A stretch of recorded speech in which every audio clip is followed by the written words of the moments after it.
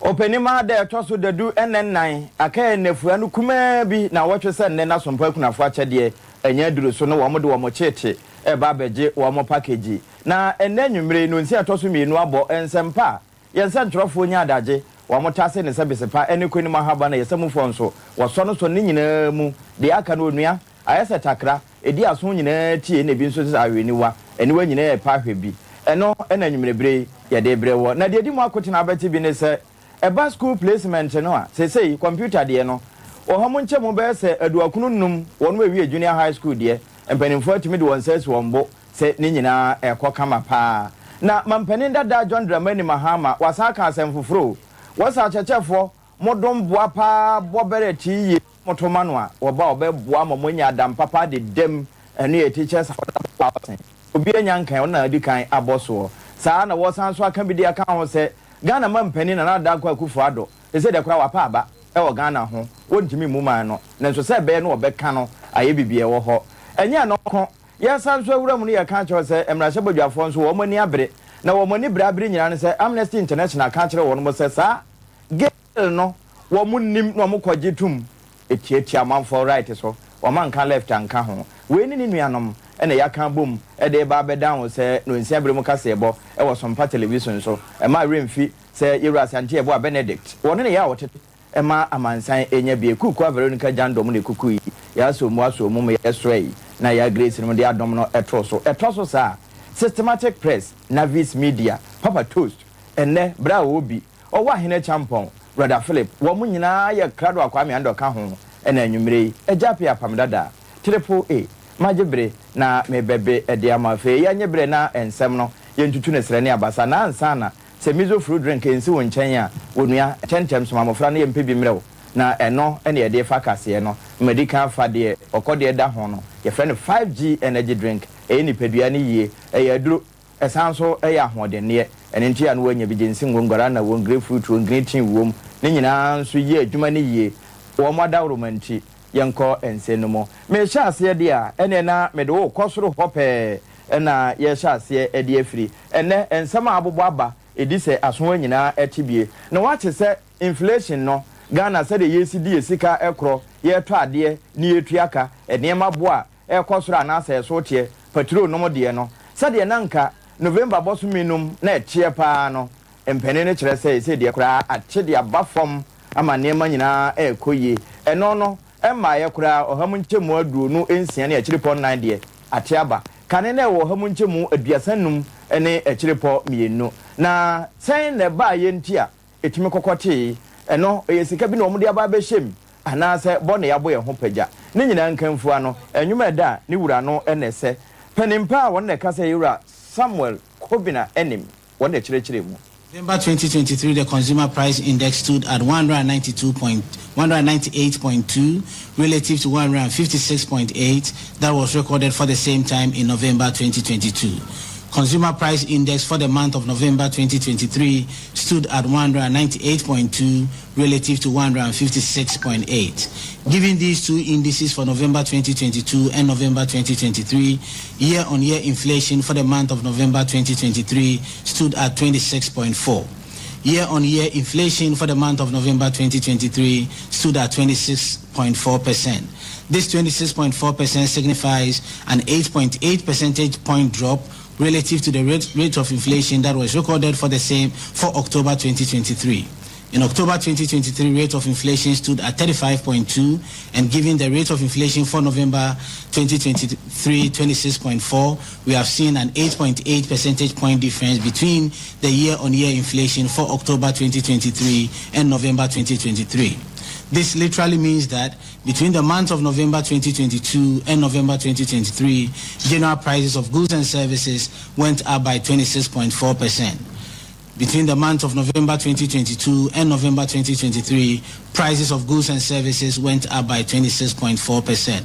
Month-on-month inflation, that is between October 2023 and November 2023, stood at 1.5%. signifying a 0.9 percentage point increase relative to the rate that was recorded in October 2023. In October 2023, we saw a decline from 1.9% to 0.6%. This decline that we saw from September to October 2023 has been reversed by a 0.9 percentage point increase between October 2023 and November 2023.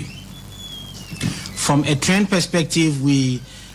analyze the year-on-year inflation for November 2023 over a 13-month period, that is November 2022 to November 2023, and same is done for monthly inflation on a trend perspective for the 22-month period, that is November 2022 to November 2023.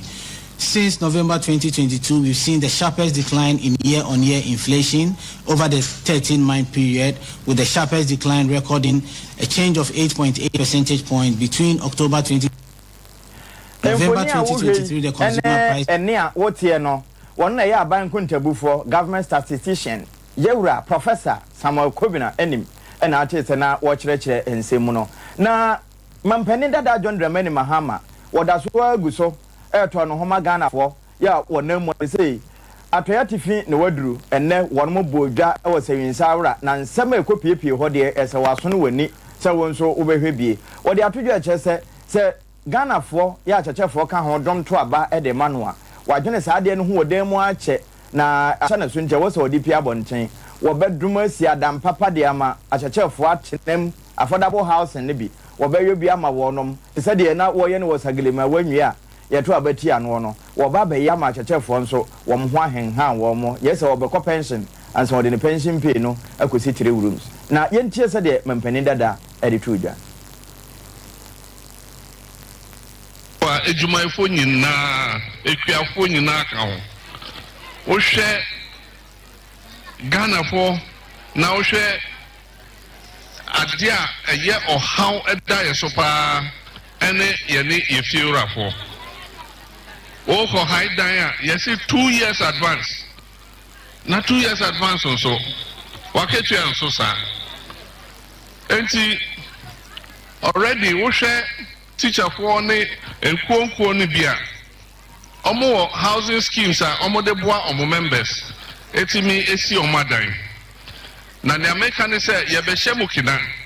Aban ene mukuo no te say Ghana National Association of Teachers. Aban ene Nagrat. Aban ni san konko no ye de ye hondi nyina ebebom se na be ya wo ye teacher ni ana wo ye nurse ni ana wo ye ojuma nipa wo ye ejuma I just say wo be ye enfie men kan say 20 years eda wenim no ye betimi aboa no sidan na debia bosombia ye tua oka ne ate okakra ne ate okakra ne ate okakra ne ate okakra ebedru se obekọ retirement no na odan esi ho enya afi na obekọ ebusuafie na woni omokọ ntokwa se yempe bebi ma onkotre na ozo kotre enti mo housing schemes amowo no aban enso de ne dwetire ene na ho de beba beka ho se na be ya obia ebetimi plan se ukrom na opese yesi mawa 2 bedroom toilet kitchen bathroom na esi do ho oba retirement no abewura wadim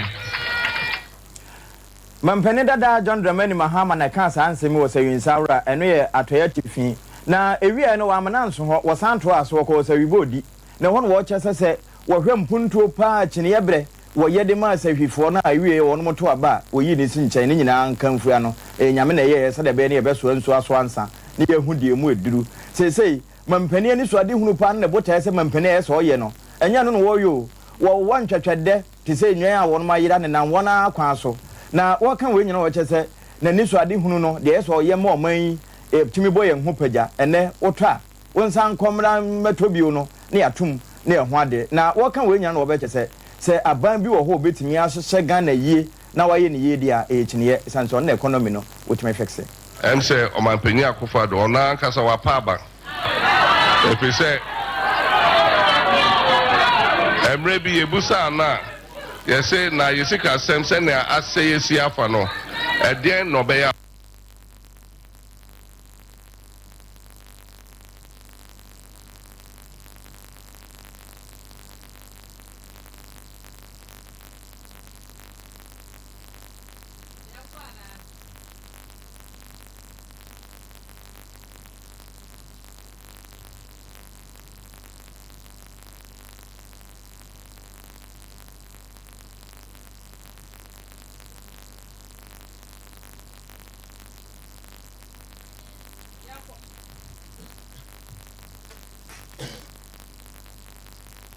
ye hia obi a waye bida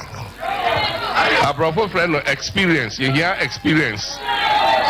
ye asa betoto ye nyoma yie ama Ghana asa fa no afefra enti ne amesre ene se Ghana for me empaba if you say NDC ye were man member omaye bida ahi oti hei no ye me deputy minister o ye ne djuma kama Osheni nwa akando ye ranking member for health. Na osheni juma all year opposition for ultimately say ne juma so eni. Eno nti tini yamra se badwafo a wono mo sahwi afa ho me kire atoye atifi na ate se no wo wo mo den bo yewura minti akando edin no na ewie wa amana nso no wo chese wo mo ti we nyina no Ghana for ha no nkwa na wo mo boaboa no ebi akwamwone ya se bi ekum yen na eno no de wo ma ye ho hyehye se ekoba se chini ye di nkunimu a ye wo ka se year of rose na nso years na twam nti wono ne betimi aba wo ba be ya kwan ne ye ma motrable aba Me be ye bampenye na me de cocoa roads project e bai nti be bi adua cocoa bia ye de mo akwan ma contracts obi nim se na adwuma no ekoso aban foforo ba ya ye se obi an ja na adwuma nto ho na ye behwem ye suspect say kada na bi wo contract no afi ahe eno mujae ya hwemo ye nchi obia ye hu hwe enso akwan no omoja ato ho contractor say ye djuma no ye ntua omuka nti omo so omo de mudie ko enso na nan mo ka makoma entum yem afi bia ye see year of roads is so ye hu every year so a year of roads were here 0 I feel Ghana for na akwan nyina say nyanka yempo afibia ye routine maintenance near patch potholes ye ja potholes no be 5 years ni afi potholes are better than manholes I just say wo hu amna ba ko e wo kwa mu a ahwe ya o ka be say enti eno so asama ye behwe dress ene a wo ye ne mfoni ana etwaguo no mampene dada John Dramani Mahama sahwi atoyema ntemu atifi ho no wokoka asansemi nyina na ehwo anso na meda so agina meda okodwa aboso na ehwo na wono mu a edom hwese omamba pa bia behuna sede komisa no ye fe omo NCC pane otua wo ma no yewura Steven wakasa de akire Ghana fo nyina se che wo hwa abato a yeto assembly so ma wona aboso no a eno no de ye ni nhyeda nkoso te se ye kwa akoto de amama mpani anase mrase badwafo ene prime minister ahodo no ende aye bo aboso pa na ni nyina ne ye nhyehyɛ ene de esa aban ne yo ema amamuo pa no etime toa yen e wo ye fiefie mu ne yaboboa no ene enkoso nti ne nam so ama we yaba last 4 years you know me say graduate from there from be omo complain be en ba from no trese amamu na kasa so sinto bi abam with regards to the decentralization process we assembly members are kind of say we did djuma ma omo visible in the various electoral areas no attach makakra and they do be assembly member be obeba ko born into one wa kan sembe bre obeba be do assembly no who say yes na tie and if na ne ahofama ene ne ma say ko opese otumi ye no na ni na ba fam Ora Steven Tikoli won na ye NCC director edema dwaboso efo no na ewie ye no na wono mo nso a woto aba no ekire die nti abato no kra ya wo mo ntene wo ho enkoto assemblyman for no kame akoye sesi a no ye hu wo mudumadi a omudi wo district level no amaye komane say opese your friend honorable ya tu ayi hu faso bia woso ina fi so da ubo no nkoso wo hwe kra afi wo mutu se da buo na ekoso kakanka but ntisa na ya tu a ye faso bia woso te bi se nya de me ha ho se no kwa koto otu aba ni wie kra unhu hwe ye nya mpuntunyum bia nkoso ana wanya problem bi kra na assembly ma ko frɛ no kra o ma nti election duru so kra unya interest bia se mo be kwa koto aba no enti amfo na kire ne nto aso de ya wono mu ye kire wo mo ka ho bi pa na entimi nhye wo mo nkuna ma onkonkoto aba no na ewie ye na abato komisa yo wo dwaboso maame Fatima wono nso de ne de to aso kyese kwasem ne wo maboabo hu nyina wie ya de kyebna aba ne de wo mo ba beto pa nanso de ha wo mo yese emma nka yese wo mu wura mu no wo mo nwura mema nko a minnim the first time I made assembly election with Greece but me musana omo in fact I won keka na omo de be pick form na e wo high pa intino I feel say e bia na elections no so e be sa but ade ba kwa na in fact me re hu bebre ni say the whole 16 electoral areas drabo so obaba ko pe e no be pick form for assembly and I say you need to know a man 9. In fact, me real way because me your ba. Enti mame adokwe mensa ya wodwa aboso eno Fatima Kantom abato komisa ena atese na wo kyerɛkyerɛ nsɛm no afa ya nto aso bra ye wura nsɛm foforom na nwumre se wunyanya kokwaduro no mo ya kyerɛ ko capsule se na mekamfo mawo ɛyɛ adwuma sɛ nkonya triple action eno akure ye ntimaduro ɛsanso esisi yade aduro ena eno a sanye emmema den wi aduro wo ba wo nonom kyerɛ ko capsules no sabi wo teka mu atimi agi ko wo yem ne bi ahwe wani ma se wo yimframa kan ho utime nom de ko dwabo bia ase enne bebo ba bia tonuro ahyeta ho ya na wabusa na agya ya dromo ya to aso no ene na medu wurem ewo enwumasua wonom aboboa no na wasafo adutwim won na ye pani a wotua ya enwumasua no ewo emrese badwafie ho na papa ya kan se bi de aba betu dwa kyese na anu ya nkoda no omka se wo mu mie school a na ya twe ya no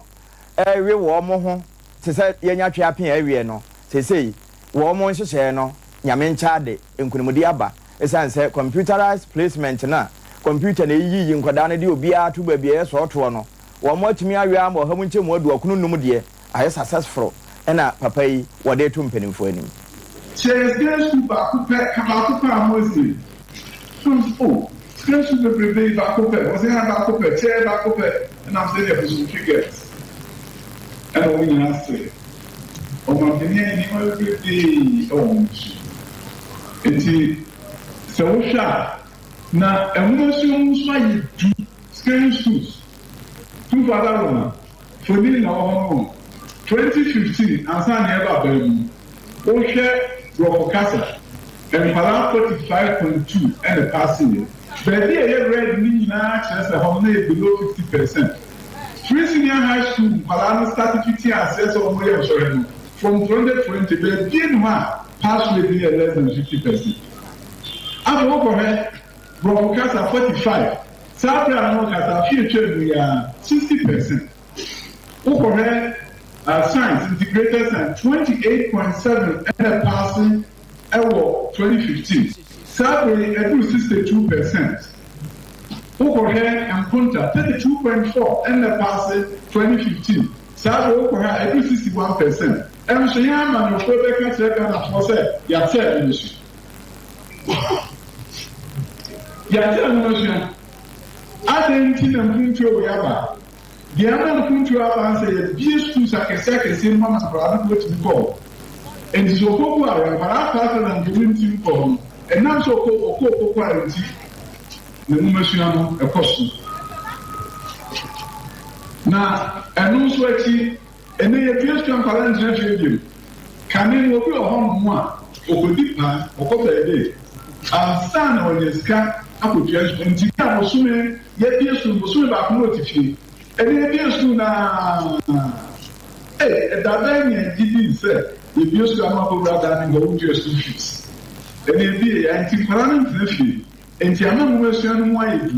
After a buying share, as I tell you, Ecoman Palama. And some years ago, we start getting extra classes from home. And we see a woman see home up in the I tell say 2020, it will do 2022. And Parano Abbo modern asking at the Bra, Nephew Senior High School. Am I? Ghana, Omasua Sofo, was awful, was a year between. And I tell say, watch residence, and we were Santimantemu. Wapem so ahemfie na won moto nsa efre no a agya wokokọ kyerɛkyerɛ nsɛmu de kyerɛ empanimfo ɛwɔ wo mo meeting ase na yɛto aso no na yɛkɔ nsɛm foforom ɛnde baabi a wo bia wonya nso TV na so na bra ho ense sa nso na phone ne kuta wo a okọ Sompa 90.7 Facebook Sompa 93.1 Facebook ho a anasa Sompa 98.9 na wahunu de ekoso nyina afa YouTube ho no eno nso okọ onya bo Sompa no nko abenya yen na wahunu de ekoso na we de Amnesty International wono na ekasai wo na se eba nipa fa ahodie right ba bia Yesu wu ya wokoye no nyame left ye hunu na mo ne right en na se hwe ne yie pa human right no na se ye kwa kwaje emre ya tum se obia obeye tunumu ntu wone be ma beda oba ne oba beda ana obeka se opedua won de kana man wope wono akura na ohun se ne mema ayo no a wobewe na amoa nti woda no ho aye ba se ka se ye kwa kwahye mra na ya hye we onum keten pa de na ye wo mo fa ye na ye tietia so na enwuma de ne wura no na se no Amnesty International pani oda no de ye ntie ne nwie na memfa ne di ma wo mo ni tight e be do me di se wo no mi abe ma e kwa ha be ye dem e ma mi no ko da dem kra na e ma mi no ko na dem kra na so obi nta wa sema obi tele bi asema show e se mo ye gay na se mo ye lesbian e do sa ne defense because obi bi wa so obi defend wo kra no ne ni person go so na se de e be se ye ono na anya ye wari e ne ka se enya de democracy wo go sa ne ma we ni kwa se so kra wo ga na ye secretary wo ye be ria se be te mo ne ye nko ya man tem apart member ni do ko bia to be share bi wo ho enya ma we ne be ko do be share free ho and they will say who say go bia who say wo me be ria na by default of my makeup na fashion say ne be ma ana oba ni share na ye na and no society ka no yen ko ana say fa won ko tuma na yen ko sewa is very unfortunate say they will pay for such a nipa obi no aye wo no e say wa wo ti akonya ma wo ye ni interview ni obi no wo che o say ko fa oba ne na na ko chenchena ko bo ne na e biological makeup e wa fashion group be no wa can cut on obe shia obe boa me ye ti nipa e chenchena say so dress and kwa obe dress no bi ti me dress e ka say indecent say okay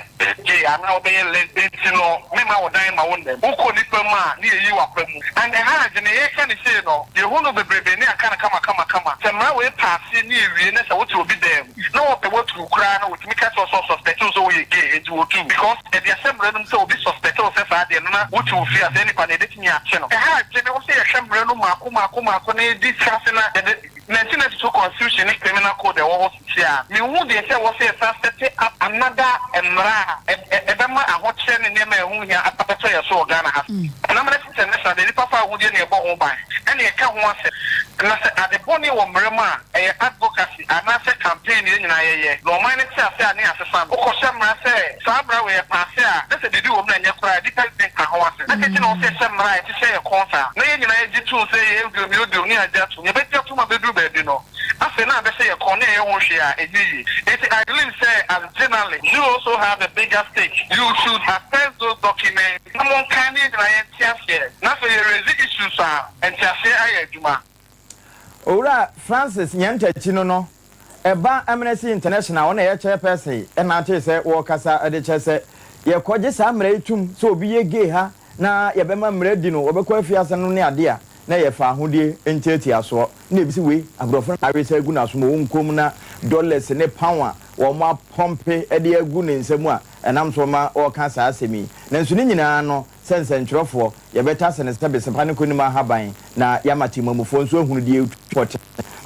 ampo abadwafo bekwa akɔhye saa mmerɛ yi agye atuma wɔnom agye adi atu mede wo kɔ dɔme kɔ abenya afa hɔ ga east no ɛhɔ na ma me Sara adwo asafo wɔyɛ mmarahyɛ badwani na wɔnom ɛwɔ hɔ a wɔyɛ apɔmuden hwehwɛmufoɔ de wɔyɛ kwankyerɛfo a wɔda ayasabea na no ɛne wɔwɔ kasa sɛ abɔkɔ bi clinic no adaworoma ɛno ka ho bi na ga east nso apɔmuden pa wɔn mutumi de yɛ adwuma wɔn pagyam ɛma enura akyiri sɛ de bɛyɛ na akande ahodo a wɔn didi dwuma no wɔn mo nsa betumi aka enti de sɛ yɛ clinic ya anka wɔn fa pole nka ho na nyɛ polyclinic na kyɛ sɛ ɛkɔ nanim na ɛno na doctor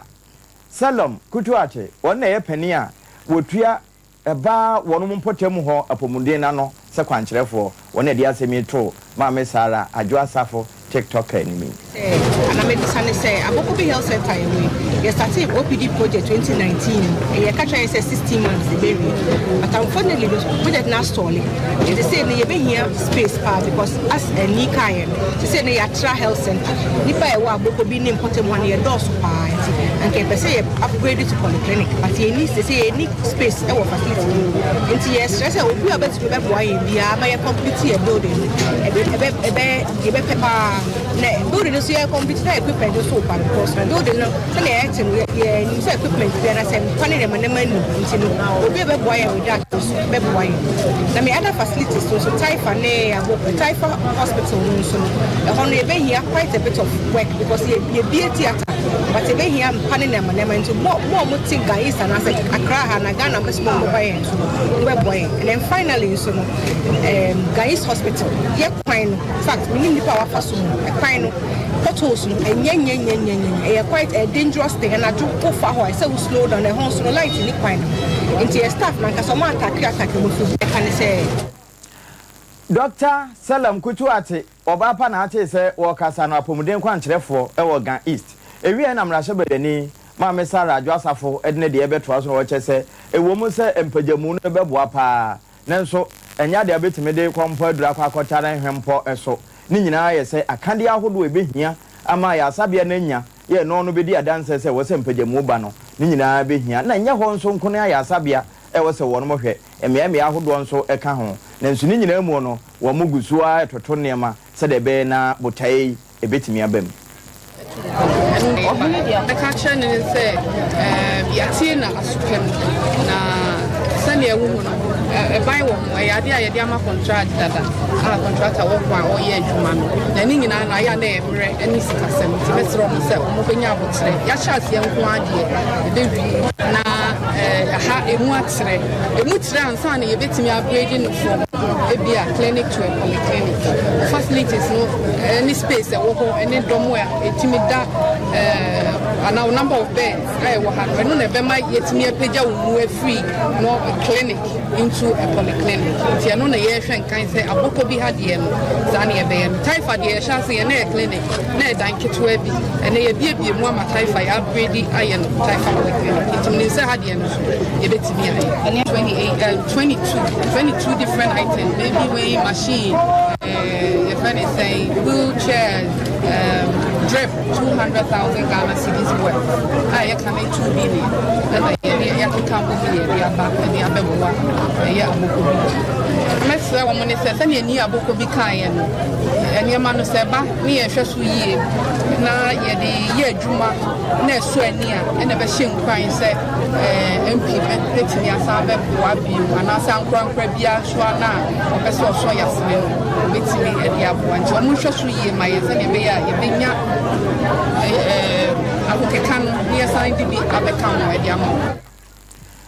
Mame Sara Adwasafo ya na wo TikTok pa wo kohosi ehuno ne na dwuma wo bo ne brofo ya wo wie American slangs wona na ekasai mrahye badwani edema dome kwa benya afi yento aso na ye konsem fufurom na ya pomuden na mu ene yegina pani a ono na awura mrahye badwafi a wo ye titinani edema apomuden abadwaku no ene wono nso akasai ni nyina ne se enhyehyɛ bi ba se efiri bosome nsia no mo edeba aya sabia bia mo na hompem se nkakra wogege wo ho no obetimi atua light bill na adoma aboa ama ECG fo nso anya bidi asoso nkane no na nkwankoye ifon ege na eno na wono mo kasa asemi wono yɛ sɛ da bi ɛsɛ mrahye badwafo bam ɛna mo nka bi mayen wo mo kɔ asetena nso a committee na kyerɛ sɛ ɛda sɛ bo nkakra ba esan sɛ mo kyiri fee nom esumesi de ne de hye ba na wei ɛyɛ foda de nkakra wo mo boaboa no wo mo fa ntua light bill ne bi na ma aban so ho enhenha no ministerial directive no odiama referral Peter Modiama then they better key near examine near establishing the need kind of terms of work na ya share for instance say your buy sintina omopa say bombuntia na ya share ebia or there a free asia ecosystem omo ebetumi ya ni omo ntumi ye na the reporter ko etimi better na call in that direction but on the face of it the minimum say our share health facilities no omo government omo hospitals now there are some of the facilities there we did say at any time no here aban mo ebia I was say boa you know because facilities na enyete there are also some facilities so I was say ma o mutua because year budget now I'm looking forward to a day we can probably discuss health sector because omo nya say bia we go hospital so interest so obetia development fee ebia for 2 cities and 3 cities nyama small utia okwa no enye ade wo se utia na o share reimbursement of the more NHI is there na almost to up to June na o share internally generated fund over coming now now fisika hospitals need be na say o man budget ye o be share the brewo you so see was you so how more kasa no popo man it's not I don't agree say also be etia no electricity but I also agree to say some must pay and a very good donor because you look at budget about a trial compensation a trial the one you with trial okay good about also which to what a year for capex for capital asset investment equipment our better and then down BC or car over Tony Sanyaman okay about the about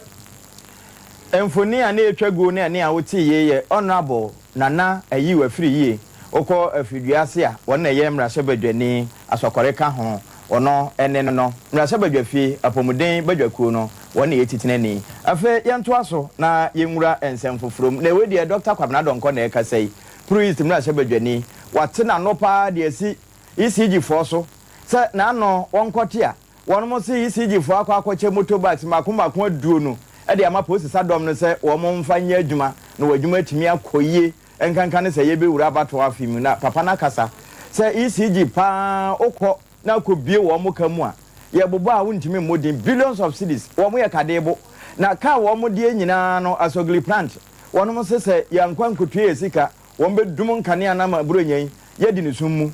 ohun se eno pefe nti na wo ma sha de kododo aposifo ayese de wo be dum abo enema binum ho ban ama wo mo entira se wo mo de ka wo mo ntua toro no kra kan yes ha ye de ombe kwa kwaye no ene be kire se bi wanka se kra oba school fees wuntua na edu se ne birthday edura na wakwa koku na ntwe ma no wan hweye teacher fo na emu school fo nyina beba fie aba be dan woka. Yesterday that the electricity company of Ghana had donated 200 motorbikes to Ghana police service. Ordinarily, any such donation would have attracted my applause. But in with this particular donation, ECG has no business taking over the responsibility of the state to provide logistics for Ghana police. ECG is in debt to the tune of billions of cedis. Indeed, 2 weeks ago, the Minister for Finance had to intervene to stop Seno Asogli shutting down because of ECG's indebtedness to IPPs. For an entity that cannot pay its debtors, they have no business donating motorbikes to Ghana police. It is the height of irresponsibility on the management of ECG to go donating motorbikes when they cannot pay their bills, when they owe so much, when the Minister of Finance had to step in to bail this country out of load shedding, because Sona Asogli's 560 megawatts would have thrown the country into load shedding. He wants an investigation into the claims that there could be crop. Your person more be way a Sompa television so make I know say a young grandson hour Bono Easter found out here Sompa 90.7 ni YouTube ni Facebook nyina ojinem uduru sunyana ya Sompa 98.9 and Kumasi Santiman Temu Tibreke se eno ya Sompa 93.1 ye twa ho na fe yakopemizo bi anom ahwese de moja ne besi ayo na ya san so ababiu na ya de aka atwa also. That is Introducing Mixer 5G Sparkling Drink, a whole new refreshment in a can. Mixer 5G is a tasty non-alcoholic drink. It is a perfect companion for all your events, including parties, weddings, and funerals. It is made with green tea, ginseng, guarana, grapes, and grapefruit. Get refreshed with Mixer 5G Sparkling Drink. For bulk purchases, contact 0246 270 221. This advert is FDA approved. Sompa akyɛdeɛ yaba Sompa akyɛdeɛ 2023 Bible say nyame Sompa pa ne sɛ obi kɔnwo nyanka ɛne awusia mɔbɔ ɛno ti na Sompa 93.1 Kumase Sompa 90.7 Nkransa Sompa 98.9 Sunyane yaka bom sɛ bronyɛ yɛbɛma awusia ɛne akurafo adidi na yɛnko ayɛ timi agye sɛ wobɛboa yɛn enti sɛ yɛ sika fa to ahomatrofo yi so 0598 559802 meeti mu biem 0598 559802 edi a wɔso yɛ tara 1 media bronya bosome ne de to so aduonu baako ne bɛbɔgya trada na de amode tom yɛ no yɛ de ama akurafo na me ba na me sɛ hyɛ ne de sɛ ɛnɛ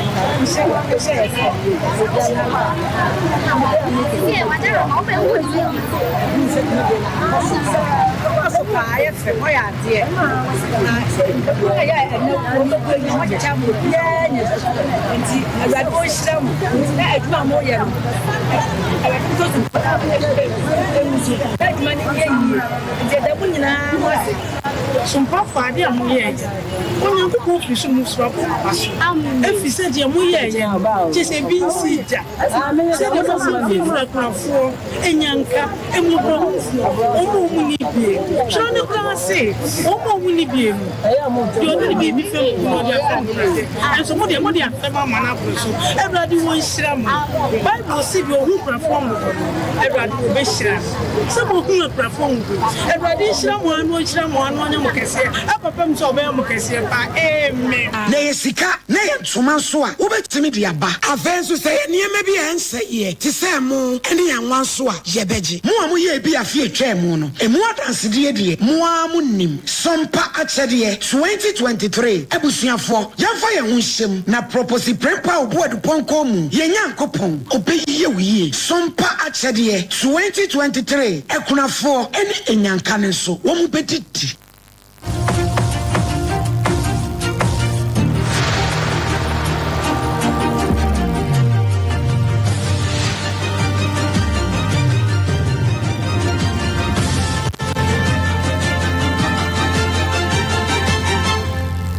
TV Emma Akitiapa.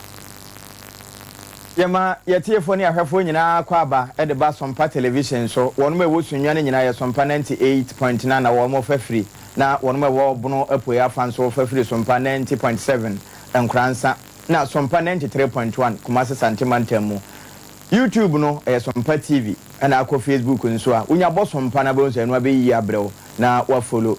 na eno kire se wodi akire no opa na wa me Toms no de ise kokromoti no de amayen o de mayen sa na waka bibia fa ho na enu achi dia ayete se piana yakon mu no ono ye se wo cha ma obi enya bi na wa hye na ye koye nim afa yanto aso ye wuramra se badwafie ho a abadwaku a wo mo na ehwe dwadie ni mfidi dwuma ho nsem so pani waka ho bi ye frɛ no Yusuf Sulemana no wakasa se na ano wonkote amete wono mo se 7 billion enu ye Ghana cedis o wo mo de ba beboa na etuo bi no mu a aye tuo akonfo hye edada ye nema bi so no wo mo hwanso na ne na papa yi kasa se saa tuo a wo so wo be hwanso no joy for the boys wo mo hye da hwehwe ba bi a wo mo nkrofo no wo na wo mo de afa ho ama saafo na age enye de wo no wo di hia enkwan ne na duane na saa mfaso yi obetimi anya na wo kasa na wo se won de ehu ni pefe se one district one factory na wo mo ntumi anyo na sabio aka amenem in limbo no eno an o mpese o mfanya nsakwan bi ho na wo mbesa ho nkwan. One thing is that whilst we are taxing the poor Ghanaian to raise this revenue, we are also at the same time granting tax waivers to friends and, if you like, family members. For instance, we have about 5.5 billion tax exemptions, waiting at the Ministry of Billion, waiting at the Finance Committee for exemptions. We have also been reliably informed, and we are speaking because we have seen documents that suggest that they are bringing another 7 billion tax waivers request to Parliament. Now, if you put the two together, you are talking about 12.5 billion Ghana cedi tax exemptions. There you are, wanting to grant 12.5 billion Ghana cedis to your friends and your family members in the name of tax exemptions and the 1D, 1F. At the same time, you are imposing taxes to the tune of 11 billion. I mean, can you just suppose the two? You are taxing the common Ghanaian, the poor Ghanaian, to raise 11 billion for your development agenda for the 2024 financial year. Na ewie no yewura kwamna Tahiri Hammond, Katie Hammond a won na yeso afo a wohwe mfidi djuma ene ne ekeka ka ho dwadie no ho nsam so ka se we ha jai na America nyina wo mo yo UK ba bia e wo ho enye hanko. If he says it doesn't make sense to him, I'm beginning to wonder whether his own mathematics, his own arithmetic makes any sense. I don't know the figures that he's talking about. I haven't looked at the figures. There is a specific government policy to ensure that local production is encouraged. Hence our 1D, 1F. Now embedded in the 1D, 1F initiative program is the fact that those companies which have managed to raise some money from water capital source that they have, and they have decided that they have the confidence in the Ghanaian economy, and they have decided to invest in the economy, they are to be incentivized. And one of the ways in which we intend to incentivize them is to grant them exemptions. It is. And no, swafo a wohwe mfidi djuma ena afi dwadie ho nsam so yewura Katie Hammond ena ate se na ensema yewura Suleiman Yusuf wo kan no wo de na kire se we ni de emo akora e ba beboa ama ye ho ahenhan yen na ye wo ba bia enye Ghana nko anwumire minim ba bia wo wuntimi nyina wo na so be sesima duonu eduasa na onua wo yare se atike hawo eno ane sentem wo be 21st clinic ho na fe yadoma hwewo sa otroma no so efa onanko konkwesi onanti no onantu ho no entini na esa ho a etimi mu akon a onamu na osan tenim eno ena etwetwe a ye frɛ ne sciatica 21st for na ben pa wom me say ayasa bia na 21st ebirum ahyeda ye dua broni wo mo de 31st ene ne aka 21st clinic ene ye clinic of our time bibia ne ho a wo mo nim yo entia na da onyarewa akwakodan wo mo anwumire kase no wo no mo kan ye ho ene egusu a ye de somwo ma memfa nko mfimfini mantamu papa toast mo aboboa no pe kuku anom wonom emfichiri ho a ena miwura odum gya adwumakuo pani a otua wo mo no kasa edema adwumakuo di atodwo ekyese aban no mfa nhyehyɛ papa engu akwan mu esanse afi apem ahenkono aduokono act no eno ye bushfire act wonom de baaye no nanka yenya di akuafo da bia saada no an wo mo gina ho no wabreja nenso kama yesesese no emra ne da ho de nenso yaye ne seboto yenya nhye ne ma unhu se ewo na ebegina so nenso gibibia siansa enti mpanimfo wo mo nkentene wo mo ho na emra no wo ma entimi nye nadwuma se de se na efata. Bushfire incidents in Central Region is one of the worrying incidents we record almost every year. And in Ghana as a whole, bushfire has destroyed or caused a lot of havoc to the country, especially with regards to food security in some years past. So because of that, the state decided to enact a law that is Control and Prevention of Bushfire Act of 1990 to deal with the bushfire situation or menace in the country. Yes, and up to now, most of the aspects of the law that is very, very important have not been implemented, especially at the district or local government levels. According to the Act, every district assembly is supposed to have a bushfire subcommittee. And bushfire subcommittee, they are supposed to, as part of their major functions, are supposed to come out with bylaws to adequately deal with the menace of bushfires in the local level or at the district levels. But especially in Central Region, it is very difficult to find assemblies that have complied with this or that have bushfire subcommittee. And we will be very grateful if the local government ministry can assist or direct all assemblies to come out or to enforce this particular law so that it will also aid in reducing.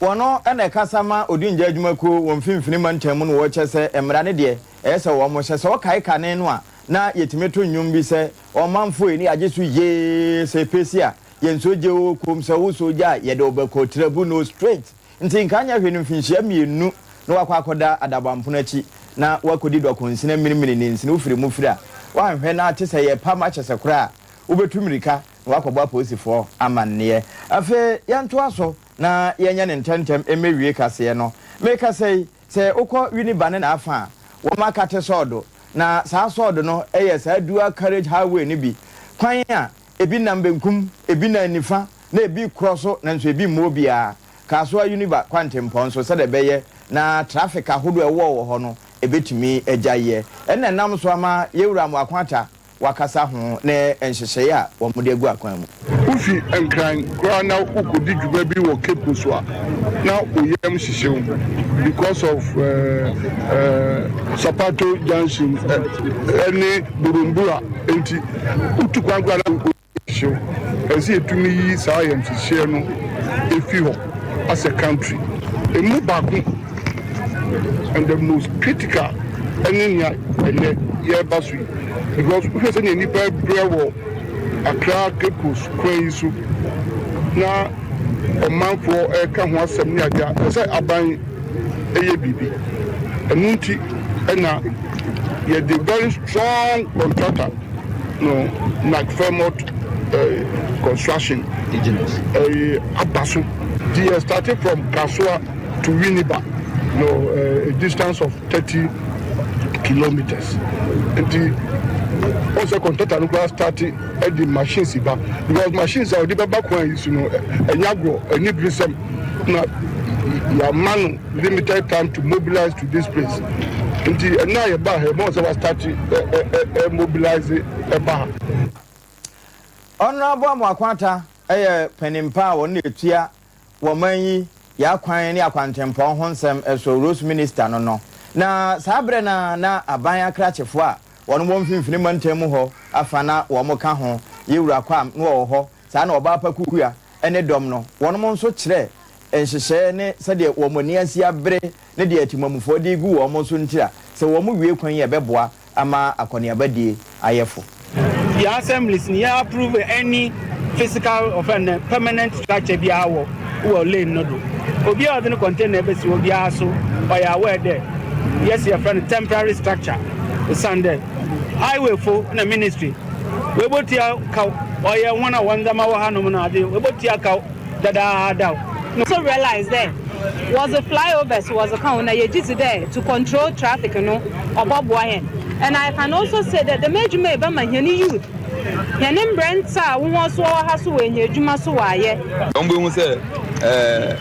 machines na ba say omo ba be ye kwan no eja bo eja na me ya duma eja na ba bedu ti we de me wo fo de me ye sure say e be problem for anu ani say me tu o ma so say bo she na omo de man ye no embredu enti kaswa MDC ne wonu me ka ho gomua ene wo mu nyina ena ate say wo ka bo mu a na yewura Joseph wode ehonsem etudwa no na wo mo nantie nyina no ade ba akope ne ya na eyemeya wo amanyofo no nante se ho se wo mo kwa ya na wo nkura mizo enti bo hu se na temamufo ni ma ye bosa te sese bio akura ye di na mpesie na ofiri school aba eno sa no me kanfo de ma se wura ba bia ye tonto anom ne na je ode 21st clinic bia abeko no mizo free drink ameka ho asem ebi wo ho na nye no nko wo mo ye ntafo ne nam wo ye ba ne bema no 5G energy drink eno na say wo yere kan kire wo say enye die hiani na cheso wo hia 5G eno na ma hoden chepo ginseng green tea guarana grapefruit nyina wo mu no mo amoso aso anom ne yahodo edifa awia so ma wono ma ye awia so adwuma no nom bie no mo nkofa de wakoma bebo mperiperi 5G no eboa pa esa wo mo yade Catchers Marketing Agency ene kofa ede baaye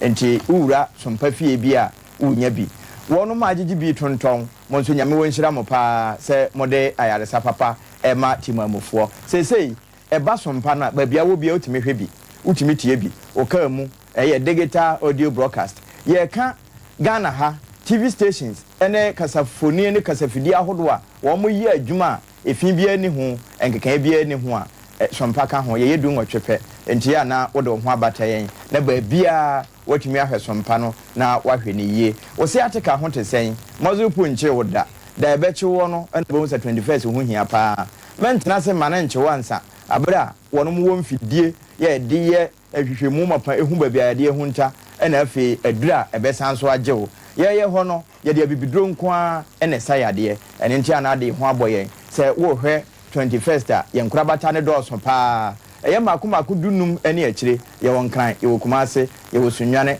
tachiman na afi nkuransa ye nto aso na ye mewie kase no na kase no ye wie dia ene na ye kwakowie e de afira santimantamu kunsu anase kunsu assembly members e wo ho na wo mo fra ban sa da woro mo wo makwan nye atete awie pa se kontebe enti wo mbesre se aban mra wo mo nsra ban mu na ma se won mo nso kura kugina temamufo anim se won koto aba wonya asem papa bi aka de akere wo ekwano enukre abaja ama contract is under contract wo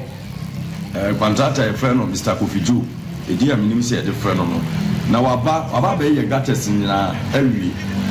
na oye gates ni aka bridges no oye ba bi wo so awonye ana wajai process kasemuti tenukre ni vice president ba ha mi na kwanya edi adesrede atuni na premise no oye ni nti no oye se omudi buduma tinina me stress kwan mesre me MPP ni mapa me deputy national coordinator ana mesaye assembly ma okunsu anyina se mesre empanifo se omotemenka afidie so ade ha ye pa ye kwan free tepa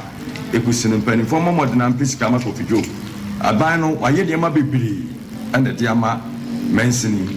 enne ni ni fire tender enne nyina ye nya bi fire service for office wa ha enne na ambulance service enne ye nya bi wa ha enne ma bebiri bi BRC o ma ye nya ma bebiri na de ama ye agenda 111 e bi aba ha enne ma pi na aban na ye na de aban na ye bebiri ni ye nhwe se ye beto abati aban no 2024 enti se ibetima bo aban no ama bibia is successful dia mesre no ani team kwan no penifom pisika ma Kofidwo na ontime gu kwan so ma bi kwan no na ma panyekufo de ama ha manfo pa ama yeyi anu ayi ni se ma panyekufo ye na nsai sa na ye potus kakra ba bi na asai be on bedwi ni nyina gu nti uduru kunsu an futuro enya sanketu a wo horo ka akra ana se sebi o ye nyina free people so ebesene kɔ ba ne kurum efuturu nko a oro ka nkomra na ka no gisa wo san ahoro ifi kura dust no ekɔ nipa ni ma yare sabria mo na ba mankran so na ebisu kokunsu na obi a wo yare ne yɛbɔ no ho ban na wo san nam futuru ne kɔ ni tirim ebesi dan ye de nisam pipi aban ye ka wo bɛyɛ ni sɛ enema mu na ye de nso mpanifo am yaso ate sɛ enkyenti mpanifo ntwe wo ni mehwɛ efiri mankran so pepo so aya afa no southwest kosi da pakwan no na mpanifo mo ayi no mutimi nya kwan na ye wa hasoso yenya yasomdue enye efa odie yeda Muhammad eno ya assembly member ye wo kunsu eno ewo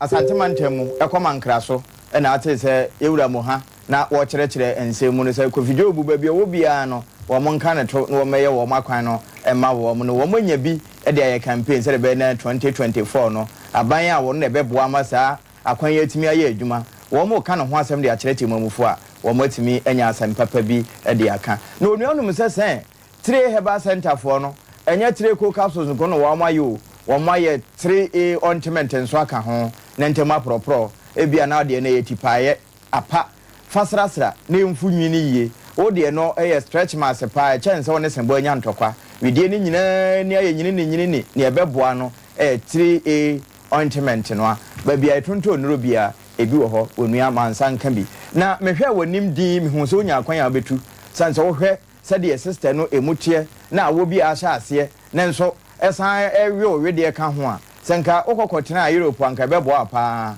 ana bia na nka okọ Asia fa ho a anka obesanya sika ba fie ene nti na ese odo ho bata express group fo no wo mode okọ dadi anoma ye do bakọ akodu ama obi bia nso de daye nkratasem sɛ ya de sua na akosua ana ebia na okọ no sɛ ensrahwe ana akọpa adwuma ya ene wo mo nante na wo kan ye ho na ye de ene pete se no ebre wo hunim sɛ ye dwene ho pa ene I care herbal center ni wo se menka nche wo se wapomuden na eye wo mo dadwene enti ba bia wo bia no na do ani a kire wo no mo nchen e waje so zongo junction ho na fe wo de nupa no akekan na ayaresa papa nso etimi aye adwuma anwumre wo mo daroma na nsem ni nyina ye bebe ede maamwo ma remfi se na maba so na botetia wotimi twa asuo sada na kwancha de ehunu fefefe no esika na ye de yo yewra sante ebo a Benedict wonu na dom na wo san nsem ni nyina mu na 21st clinic 3 herbal center express group for ya I care no mo eka ho